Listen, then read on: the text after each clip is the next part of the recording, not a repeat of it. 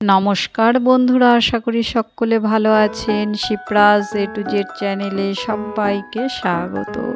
তো বন্ধুরা দেখুন, আজ অন্য কিছু দেখাইনি, একদম সকালবেলায় ব্রেকফাস্ট দেখাচ্ছি। সকালের কিছু কাজ করা হয়েছে, চা খাওয়া হয়ে গেছে, তারপর বানিয়ে নিলাম ওটস। সবজি দিয়ে ওটস বানিয়েছি আর কাঁকরোল ভাজা, সঙ্গে একটু লেবু আর শসা কেটে নিয়েছি। তো বন্ধুরা, আমি সকাল থেকে রাত পর্যন্ত যা যা করে থাকি, যেভাবে আমি দিনটা কাটাই, তারই কিছু অংশ আপনাদের মধ্যে শেয়ার করি। তো অনেকের খুব ভালো লাগে, কমেন্টস করে জানান, আবার অনেকে হয়তো ভালো করে দেখেও না, তখন হয়তো কিছু লেখে খুব ভালো লাগলো, খুব সুন্দর হয়েছে দিদি ভাই। তো যাই হোক, যে যেটা করছে করে যাক। আমার ভিডিও বানাতে ভালোও লাগে এবং আপনাদের মধ্যে শেয়ার করতেও ভালো লাগে। কয়েকদিন ভিডিও পোস্ট করেছিলাম না, তো মনটা আমার কিন্তু খুব খারাপ লাগছিল। তো এখন ধীরে ধীরে আবার একটু কাটিয়ে উঠছি আর কি। সমস্যা যে পড়েছিলাম তার একটু একটু সমাধান হচ্ছে।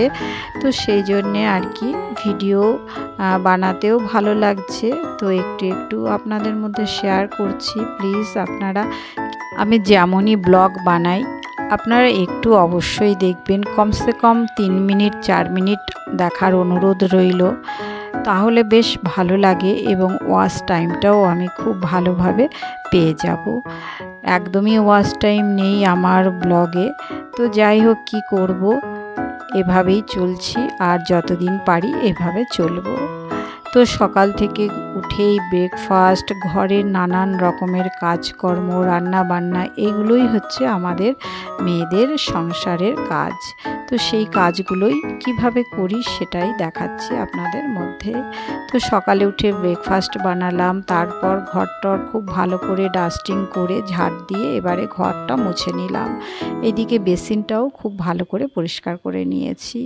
তারপর এই যে সকালের কিছু বাসন ছিল, সে বাসনগুলো এখন একটু মেজে ঘষে নিচ্ছি। আর এরই মধ্যে আমি একটু মোবাইল হাতে নিয়ে বসেছিলাম। এইদিকে হচ্ছে কিছু জিনিসপত্র আনার রয়েছে, সদাইপাতি, গ্রোসারির মার্কেটিং। তো আমি ওইদিকে ব্লিঙ্কিটে কিছু জিনিস অর্ডার করেছি।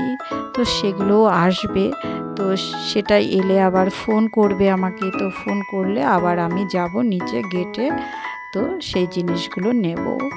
তো এর মধ্যে আমার সেগুলো অর্ডার করা হয়েও গেছে। তো তারপরে আবার কাজকর্ম করছি। এই যে ঠাকুরের বাসনগুলো ধুয়ে মেজে নিয়েছি।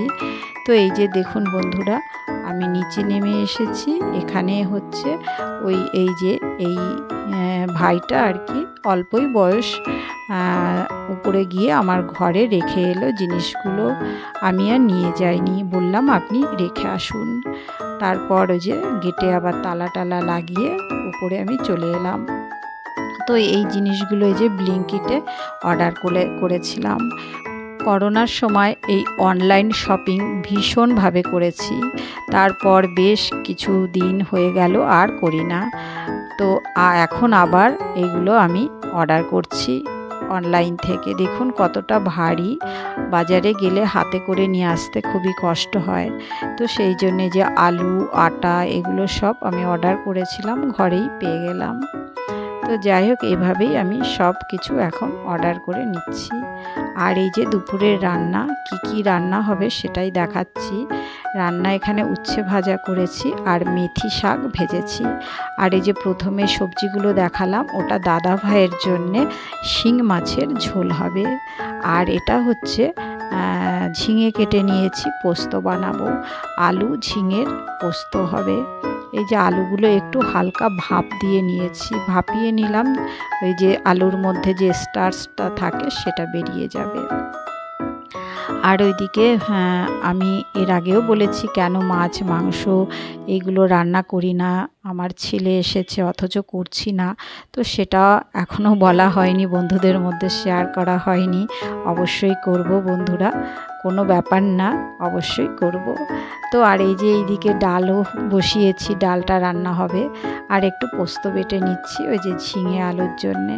তো যাই হোক, রান্না আমার হয়ে গেছে। দেখুন এই যে আরও একটু পোস্ত বেটে নিয়েছি কাঁচা লঙ্কা দিয়ে। এটা আমার ছেলে হচ্ছে গরম ভাতে কাঁচা তেল দিয়ে এবং লবণ তো অবশ্যই থাকবে, ওটা দিয়ে খেতে ও খুব ভালোবাসে। আর ওই যে ঝিঙে পোস্ত হয়েছে, আর এটা হচ্ছে থোড় দিয়ে ডাল করেছি। তো এই হচ্ছে আজকের দুপুরের রান্না বান্না। আর এই যে দাদা ভাইয়ের জন্যে কাঁচকলা, পেঁপে আর কচি লাউয়ের ডগা দিয়ে একটু শিঙি মাছের ঝোল করেছি। আর আমাদেরও মানে সবারই জন্যে এটা ভেন্ডি সিদ্ধ দিয়েছি ভাতের মধ্যে। আর এই দিকে যত বাসন কোসন ছিল সব মেজে ঘষে গ্যাস পরিষ্কার করে নিয়েছি। দেখুন সব কিছু পরিষ্কার পরিচ্ছন্ন করেছি। এরপর বন্ধুরা বিকেলে আমি গেছিলাম হচ্ছে হসপিটালে। যে হসপিটালে দাদাভাই অ্যাডমিট ছিল, সেখানে একটা ব্লাড রিপোর্ট ডিউ ছিল, সেটা আনার জন্য গেছিলাম। তো সেখান থেকে ফেরার পথে দেখুন এখানে জগদ্ধাত্রী পুজো হয়েছে। এটা হচ্ছে নাগের বাজার, দমদম নাগের বাজার।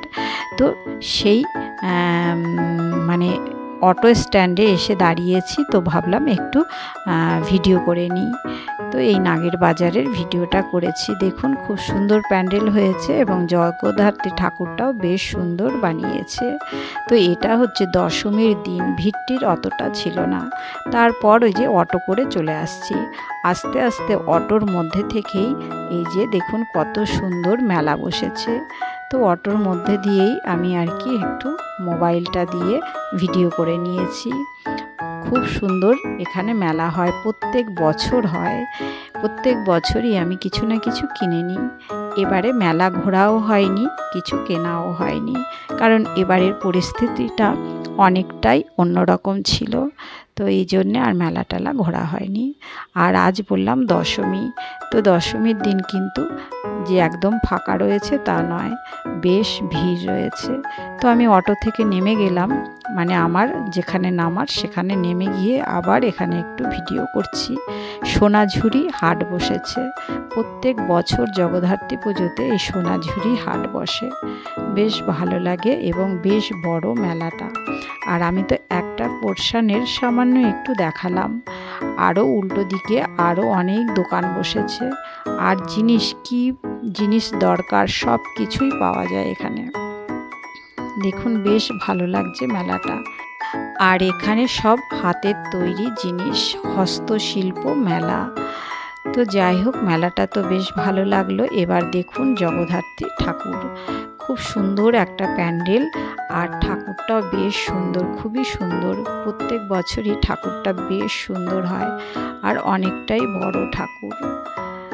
তো আজ কয়েকদিন ধরে খুব ভালো লাগছিল, জগদ্ধাত্রী পুজো হচ্ছিল প্রত্যেক দিন, ঠাকুরের মন্ত্র পাঠ শুনতে পাচ্ছিলাম, বেশ ভালো লাগছিল। চণ্ডী পাঠ হচ্ছিল, ভালোই লেগেছে কয়েকদিন। তো এই যে দশমী, আজ কালকে ঠাকুর বিসর্জন হয়ে যাবে। তো বন্ধুরা কেমন লাগলো অবশ্যই জানাবেন আমার এই ব্লগটা। সকাল থেকে সংসারের কাজকর্ম, বিকেলে একটু ঠাকুর দেখালাম। তো আশা করি ভালো লেগেছে, সকলে ভালো থাকবেন।